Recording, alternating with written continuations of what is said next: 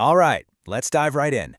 When most of us think about property water damage, our minds instantly go straight to the visible mess, right?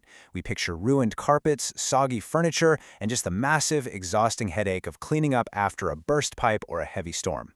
But the truth is, water damage isn't just a physical mess you can simply mop up. It is actually a high-stakes, invisible race against time and physics. In this explainer, we're looking at the scientific protocols used by Water Damage Restoration Birmingham, specifically focusing on the very unique challenges of water intrusion in Homewood, Alabama. We're going to break down exactly how water behaves once it's inside your home, the completely hidden threats it poses, and the incredibly precise science required to stop it dead in its tracks. And to really wrap our heads around the urgency of this threat, we need to start with one very specific number, 48. I want you to hook this number right into your memory. 48 is the exact number of hours you have before toxic mold begins physically consuming the organic materials in a water-damaged home. The second water breaches your living space, a biological countdown kicks off. The clock is ticking down from 48 hours, and if the environment isn't aggressively altered within that tight window, microscopic mold spores, which are just naturally hanging out in the air anyway, will latch onto that wet wood and drywall and just start multiplying like crazy. It's a harsh reality, and it's exactly what transforms a totally simple plumbing leak into a massive health and structural crisis.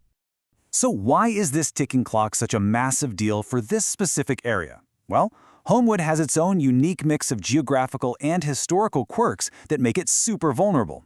First off, sitting in Alabama's humid subtropical climate means intense summer storms can easily dump inches of rain in just a few hours. Plus, neighborhoods like Edgewood and Rosedale are built right on top of red clay soil. And this clay?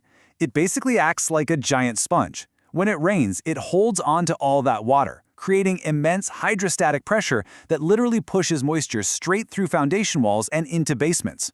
Add to that the fact that a huge chunk of Homewood's housing stock dates back to the 1950s and 60s, way before modern waterproofing standards existed. You've got original galvanized supply lines corroding from the inside out, and old cast-iron sewer pipes aging and collapsing. Essentially, properties in this area are sitting on a complex matrix of water damage risks.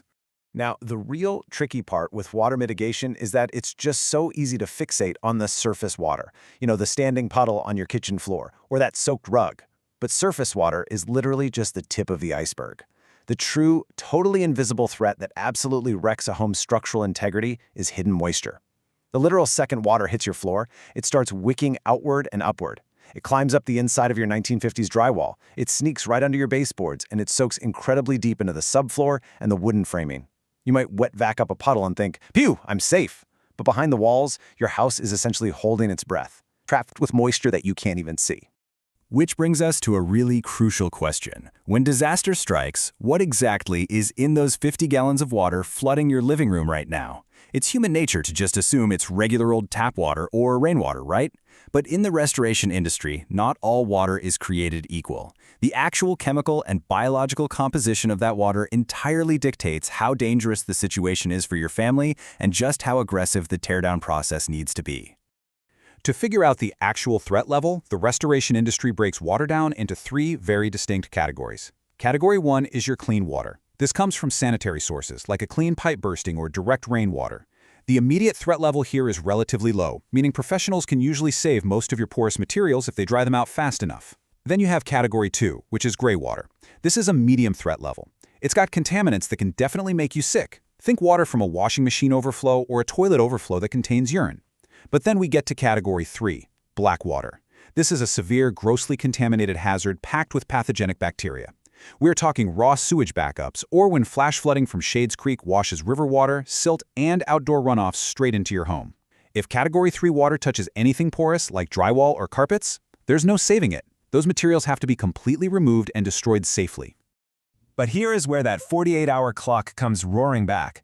These categories, they aren't frozen in time.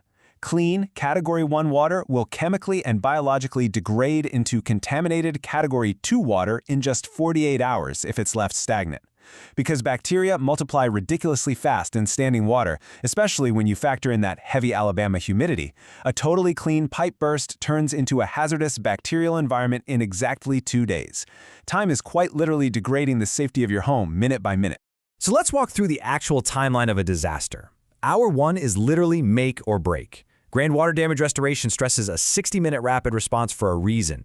The second you call, crews are dispatched, because stopping the water in that very first hour prevents that wicking effect from spreading across multiple rooms. Now, by hour 48, if that environment isn't being actively, aggressively managed, mold spores are going to start growing on any organic material hitting a 20% moisture level. Fast forward to days 3 through 5, and that is the target for complete structural drying. By applying continuous, controlled science to the environment, the pros aim to have the underlying bones of the house completely stabilized within this specific 3 to 5 day window. Okay, so how do we guarantee we hit that full recovery mark by day 5? You do it with a strict 3-phase mitigation strategy. And this is great because it shifts the whole narrative away from just blind panic and grounds it in a structured, scientific recovery plan. Phase 1 is emergency extraction. That's getting the standing water out immediately using heavy-duty truck-mounted pumps. Phase 2 is structural drying, physically pulling that invisible moisture out of the building materials. And finally, Phase 3 is full restoration, actually putting the home back together. You cannot skip or rush a single one of these steps without guaranteeing you'll face secondary damage down the line. And that second phase, the structural drying, is governed by something called the IICRC S500 standard. I really want to emphasize this because it proves that true restoration is not just about a guy showing up and tossing a few box fans into a wet room. The S500 is the definitive scientific protocol for the entire industry. It dictates exactly how water extraction, structural drying, and moisture monitoring have to be executed to ensure a building is actually safe. It is a highly precise engineering standard that guarantees your home is protected from long-term structural rot and terrible indoor air quality. Under that S500 standard, technicians actually manipulate 4 specific environmental variables. Think of this as them creating a perfectly controlled microclimate right inside your living room.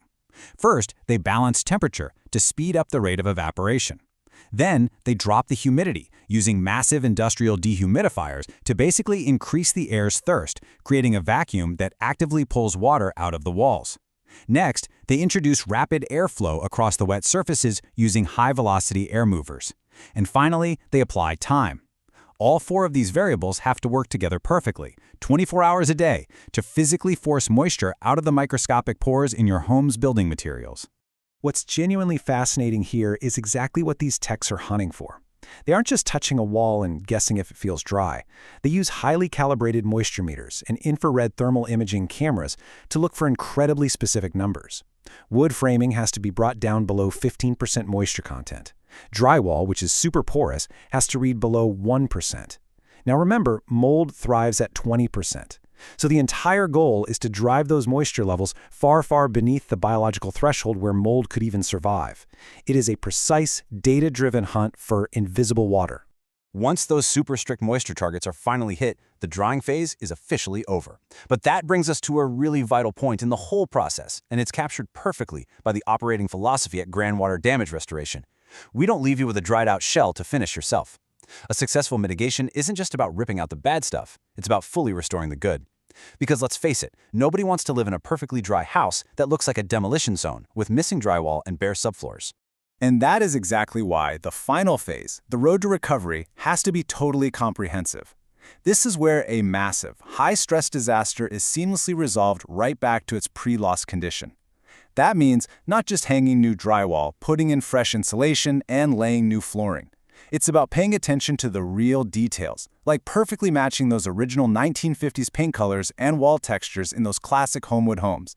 It involves repairing the underlying plumbing that caused the nightmare in the first place, fixing electrical or HVAC systems, and navigating all the required Jefferson County permits and local inspections. Plus, it requires direct coordination with your insurance adjusters, handing them the exact daily moisture logs and the photographic evidence they need to actually approve the claim. It's a complete end-to-end resolution. Look, dealing with water damage in a place like Homewood, with the unpredictable weather, the unique clay soils, and that aging infrastructure, it honestly isn't a matter of if it happens, but when. As we've seen today, the real threat isn't the puddle you can see. It's that invisible moisture creeping into your walls, and that rapidly ticking biological clock. So I'll leave you with this one final thought to chew on. When that 48-hour clock inevitably starts ticking inside your own home, are you going to have the science on your side to beat the mold? Thanks so much for exploring this super important topic with me today. Keep your home safe out there, and as always, stay curious.